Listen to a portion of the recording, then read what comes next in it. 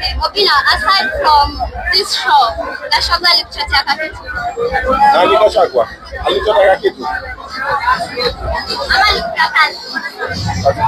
Ndani hizo. Oh, actually, I am pitching to MC the launch of the party. I am talking to Gachagua's people. It's not him. I told them, you guys are launching a party. I MC. Yes. Unipige zangu nikuje ni MC launch ya party. Ikivana mtaniona ni MC launch ya party. Mimi niko hapo ku MC launch ya party.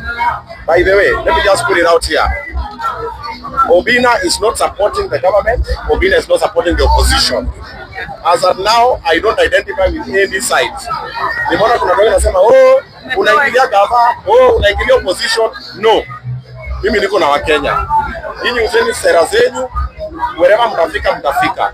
Right now it's a very volatile space to come and say you support either side. Yeah. Because kuna hii side ingine kusema una support, utapigwa because of one reason or another. The other side as well. Kila mtu ako na representative wake na mafans wao. Politicians wauze sera zao, Wakenya wa decide. Mimi napiga kazi. Mwenye anakuja Obinna show live akanae chini. I'm looking for Natembea. I'm looking for Didimas Baraza. I'm looking for Ngirishi. I'm looking for the president. I'm looking even for, what's the name of Ujamana posting if it was a president? Itumbi. Yes, Itumbi. I'm looking for Itumbi. I'm looking for Wanjigi. Yes. Who else is on? I'm looking for Raila, for Baba. All of them. Let's sit down on Obinna show live to the story. Wakenya waone sera zako ziko aje. Alafu tusonge.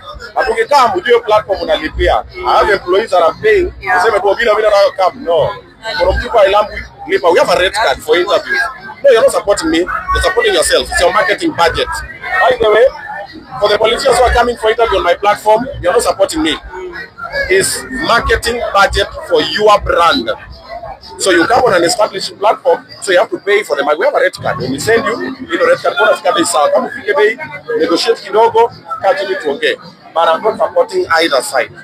Not the government, not the opposition. Mimi kama na watch, kama media, nina explain what I'm saying. Okay, two questions from me, Obinna. Two questions from me. You talked about your security. I don't know right now how are you doing? OgaObinna about OgaObinna. Yeah, actually some people have been peddling negative rumors. And nimesema, who has been trailing me? No. That one is a scam. I did not say that. And I'm here to see someone trailing me. And nobody has also reached out to me to threaten me. Okay? However, kuna speculations that watu wanasema. Kuna masimu napigiwa, mabeshi wengine ma stranger, ni aje, tumesikia hivi na hivi, kuwa careful and everything. But me, I'm just doing the Lord's work. And like I said before, if that is what is written for me, that is my way. Hata nitoroke aje, that is my way. But there's nowhere you'll ever see me come out and insult or disrespect the president or the presidency. And there's no way you'll see me come out and disrespect the opposition leaders or any leader or any human being. And when it comes to disrespect, na kutukana na kuita majina, that's not Obinna, that's not what I stand for. I stand for kindness. Okay? So, uoga inaweza kuwa inaweza kosa depending on situation. Hata sasa niko na masubaru zinanifanya, of course I'm human, but I've not gotten any information or confirmation that I'm being looked for what? What may do? I'm not the first one to interview the guy or the other guys that I will interview. They've been interviewed and they will still be interviewed towards 2026. So what we're relaxed, we're brief to find a kazi. We are the media. Yeah. That's what we do. So on the Obinna show, should we be expecting more of actually big people like in the government, you interviewing them, or hii mambo ya Gachagua imeleta uoga or something? Uoga gani? But Gachagua is not the first big political person you have on the show. I've had Moses Kuria, I've had Murkomen when he was CS, Mukasema, I've had Oscar Sudi, I've had Martha Karua, the Iron Lady. Imagine sitting down with Martha Karua. Yeah. I've had a lot of important people as well. I've had Miguna. You see, I've had Babu. My G just got admitted to the bar. Amazing.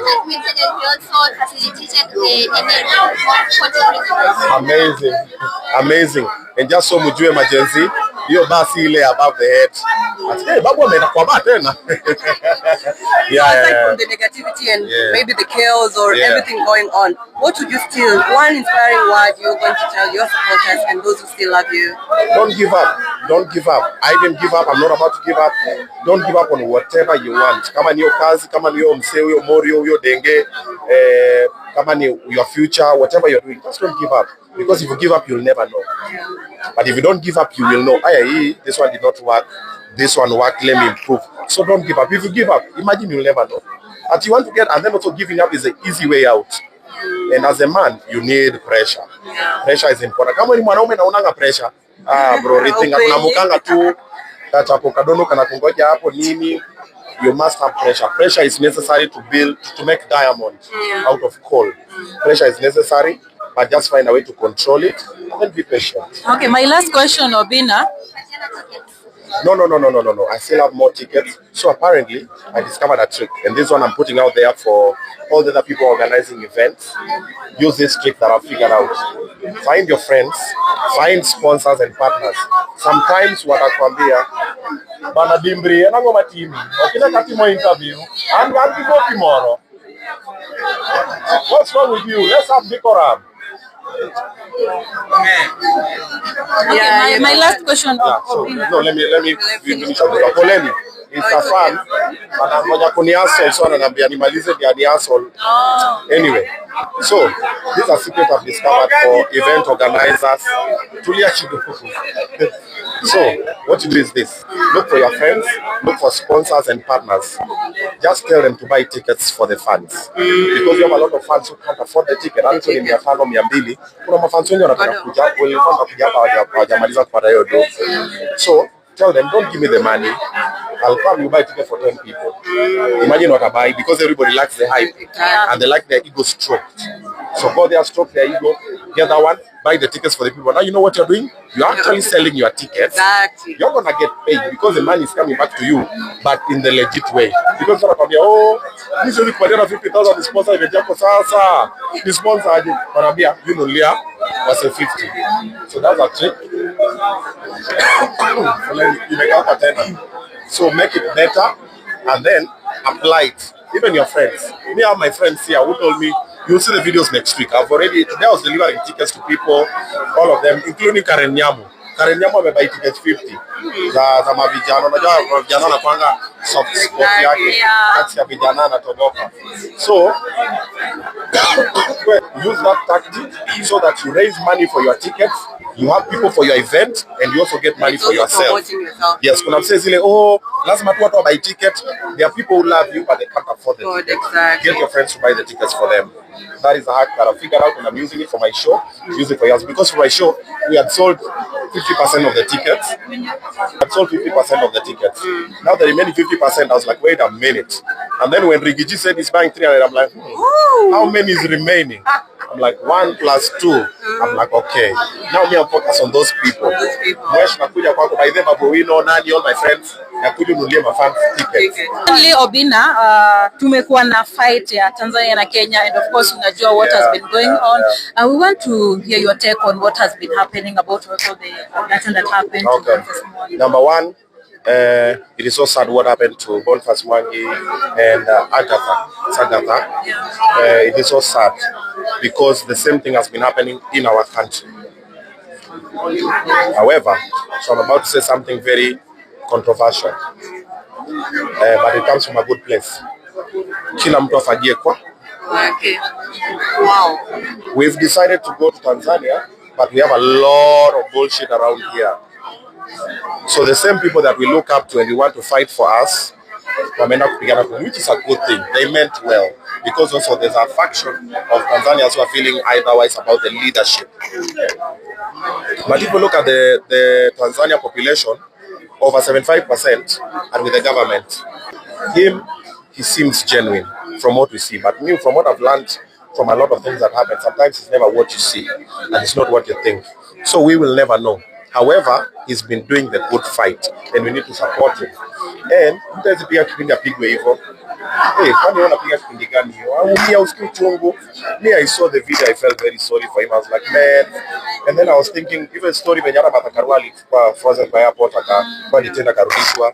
I even did a video with Cartel on Zab, and I was like, wow, why are we going there? And about 75% of people there are okay with. But it does not mean that I'm watering down the effort that they are putting to bring equality and for people to follow the constitution.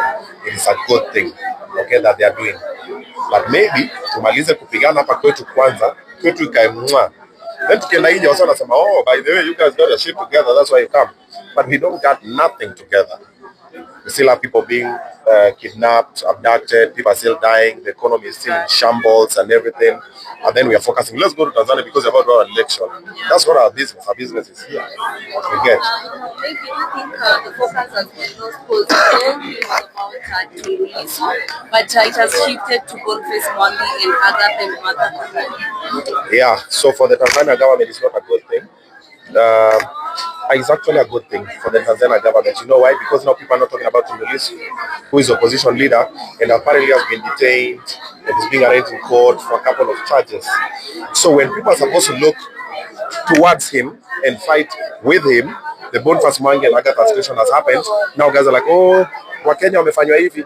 Even now on Twitter and on Instagram and on TikTok, tunatukana Mama Samia kama Wakenya. Why? Huyo ni mama yetu. We need to give her the respect she deserves. Tuna make my memes, tunamtukana, tunaweka sweep it our president, sijui na ha, sijui nini. I'm like, guys, we are losing the focus. But you know Kenyans, they do things with hype for fun. So on post, wametengeneza my memes, my AI generated, sijui whatever. I'm like, guys, we've lost the focus. It was about Tundulisu. This thing has nothing to do with every other thing. It's about the opposition being allowed to be opposition, and you know, but saizi wa Kenya tuko tunaingia TikTok, tumefanya Mama Samia hivi, and even the people are making those memes. I'm like, you know, this can be your mother. So do you feel like apologize to Janini?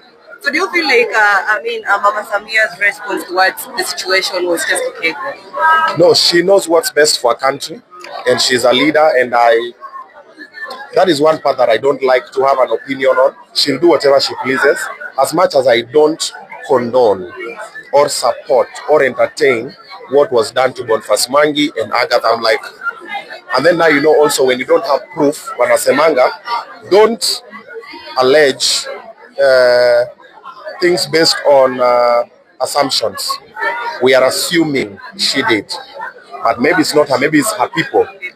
Because I also know of people wenye hapa mimi kuna hata watu wengine wanachokozanga mafacho wanakamka DemWaFb sema tudinaume mse. I'm like, hii ni kitu ya ufala, achana na hii story. Sema, so there are people always like that. It's like the people for Baba. You know Baba, when you talk bad about Baba, Baba will not even raise a finger. Yeah. But there are people who love Baba and they'll represent. Yeah. Then you will blame Baba. And Baba has no idea even about it. Ati nani amefanyiwa nini? You see. So maybe it is, or maybe it is, we don't know.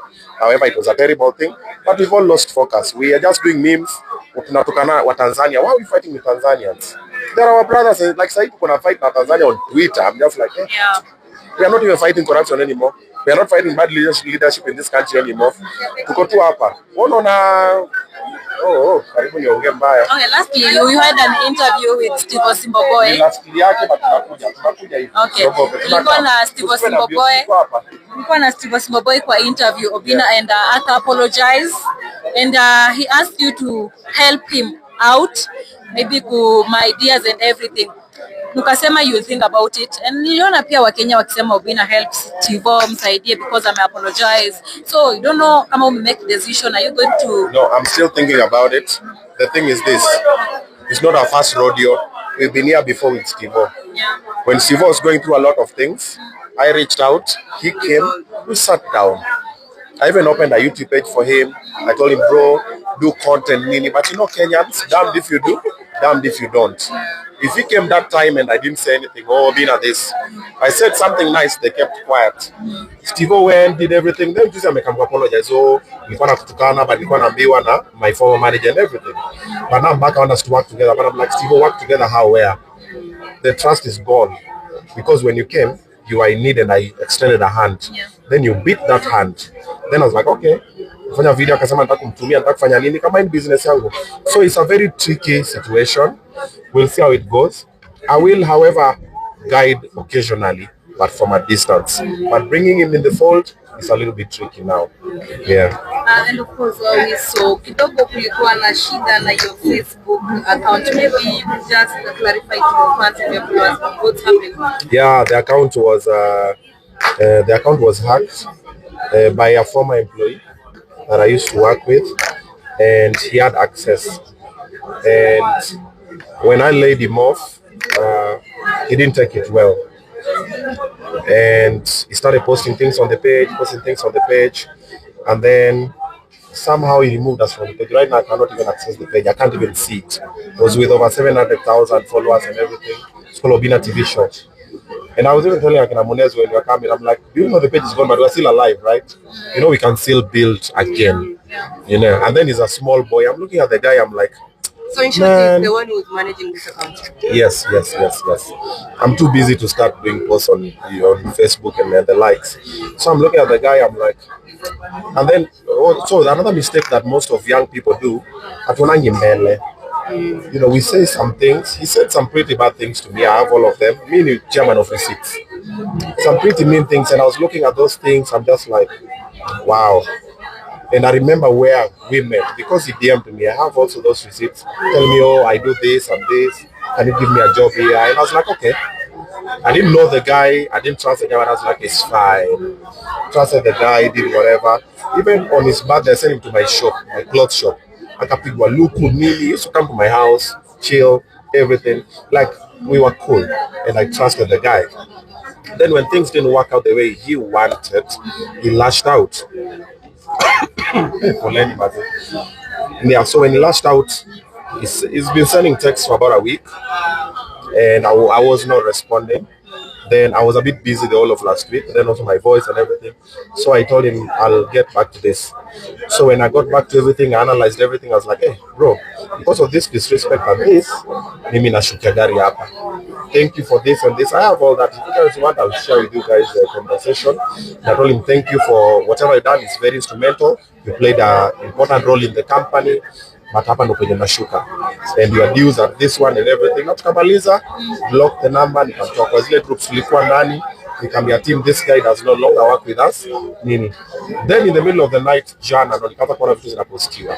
So at that point ndio vitu zilianza kuenda wrong. Is that what you mean? Yes, zikaanza kupostiwa. I'm like, So we tried to delete, tukaenda kutafuta stories admin, tukatoa. But somehow, you know, the tech people wanakuwa very brilliant at kuweka things inside. So there's a way he's managing to access the page. And then akanyamaza. Then today again when I was shooting in town, niko na tena ameanza kupost vitu zingine. So I reached out to my wakili, and my wakili was like, okay, I'm on it. And I explained everything, sent all the screenshots. I was like, now let's follow this one the legal way. Because even him, I told him, if there's any issue, consult with a lawyer. Don't make a decision that you might later, because I've been there before. So that did not happen, but I just saw the post and everything. Kidogo have been locked out. Kidogo, the page has been changed to whatever. But my lawyer is on it, and also the DC has been informed, and they're working on it. And I hope we're going to resolve it peacefully. But even if we don't, that's not enough to bring it down, right? We have lost. But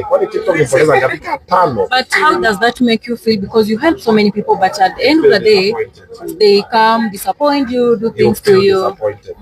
The most strange thing is I've been here many times before with the people that I worked with and I trusted, people that I got from the gutter, and you look at them sometimes and you see the way they talk to you and the things they say about you, and you're like, even you, Trudy, even you, Jackie, and you're like, wow. And you look at them and you're like, it's fine. So you think of the worst case scenario, then you choose to keep quiet. You know what true power is. True power is knowing the amount of damage you can cause and choosing not to cause it. You just look and then you're like, it's fine. And then now by then, in my life, constantly I'm always proving a point to something or someone or to myself. So this one is proving a point. Oh, you thought it was because of you. Now let me show you that I'll do it without you. Then I do it without you. And then you know what happens? Also another weird thing, always they come back. Many months later, oh, I'm sorry, Maze. And you know what Kenyans do? Maze, sameanga, maze, unakuwa na roho ngumu, unakuwa na roho mbaya. But you know that time, they don't know what happened. So Kenyans have a lot of that. And then you look at them. And then also Kenyans, when you have a situation, the underdog always wins. Yeah. Like me right now, if I have an issue with Trudy will get the support. Exactly. If I have an issue with the president, I'm winning that fight. So the underdog always wins. They never wait to see what is the truth. Then Kenyans normally also go with who's their favorite and what's their current situation. You see, like now the beef between Rigiji and the president, Kenyans are supporting the side they are identifying with or the side they don't hate. The enemy of my enemy is my friend. Now that is what they're working with. So I hope we resolve it peacefully because also if we go the legal way again, it's also gonna mess the young man. And you look at it, you're just like, but also I can still choose to walk away and say it's fine. So you want the page, good stuff. Because I still have another page by there. It's called OgaObinna. It has 159,000 followers. So I'm like, let's just do this one and let's see. We did it. See, it's me. See, it was my content. It's Obinna Show Live. It's me. I'll just do it again. And when God is involved, and come and even when you work, you even work, you never know.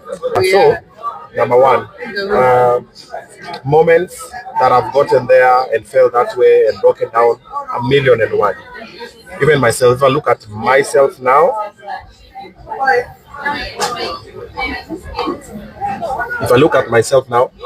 I was not meant to succeed. According to the people around me, how I was raised, where I was born. You know, as for Bometu Tukwana jiggers, so much, Maka used to think we are cursed. Yeah. And all my uncles were drunkards. So nilikuwa naona hivi niko like mbona kuboma yetu tu. You see, like my dad alone was the one who was going to church. But pia tena ni viboko na kukanyagwa ndio sasa msienda huko kwa hizo nyingine. All the other bombers asikuwa na jiggers kwa boma yetu tu peke yetu. Mguu zangu zilikuwa zinakaa hivi. Because na jiggers. Angalieni mnembe ni nini my friend. Mguu zangu zilikuwa nakaa hivi. Ukikaa usiku tu nikaanza kujitoa na kipini na nini. So if I look at my life and the things I've been through and the situations I've been through, I'm like, anyway, I was supposed to have died a long time ago.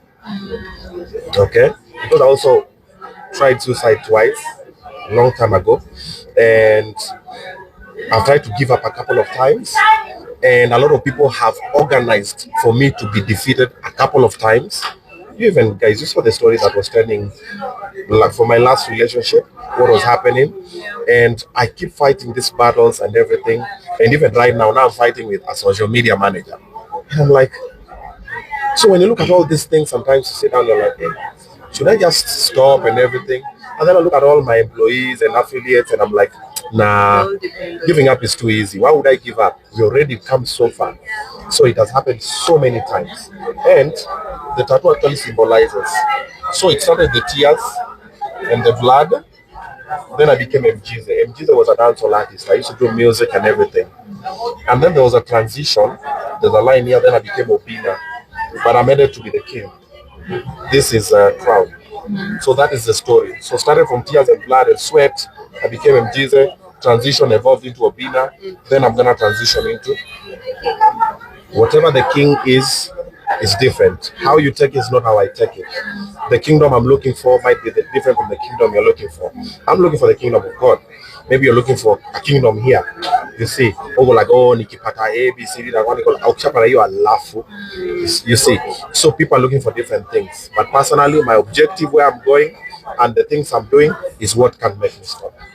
You've talked about giving up and trying to commit suicide. Yeah. May is actually Mental Health Month. Yeah. What would you tell people who are fighting mentally? I'll go back to my point, don't give up.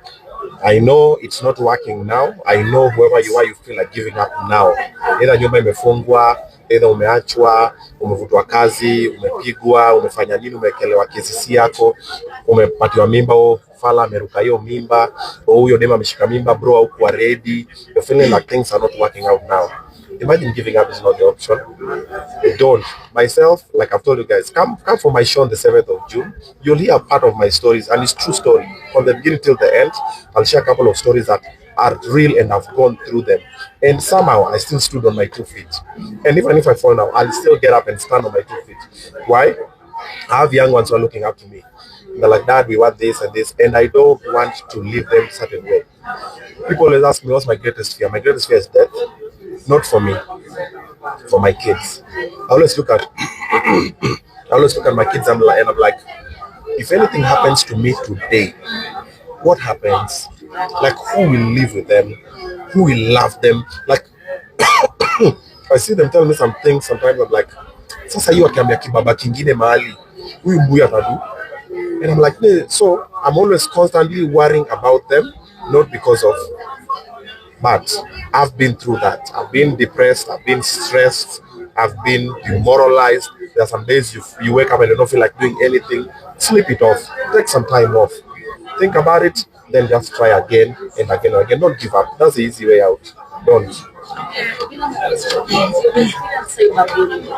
other day we saw the government giving an initiative, a proposed initiative on probably in the future people use IDs in order to access social media. Do you agree with that? Yeah. It's a good thing. It's just that the government does not know that social media already has ID. Yeah, you have an online ID. But if they did their job well, so online bullying is a very big worry in Kenya, especially. Kuna mtu akujui, they don't know your story. Even this interview, there's someone who come and say some bullshit at the comments. They don't know you, they don't know anything, but it'll make them feel good. But you know how you deal with online bullying? A garbage truck does not carry flowers. So don't expect flowers from a garbage truck. If you see garbage from a garbage truck, that's what you expect. So when someone talks garbage or whatever, that is who they are. They show you who they are. People, you don't find Dangote ameingia online anatukana Diamond Platinums. Wenda huko umetoka kwa PDD nini.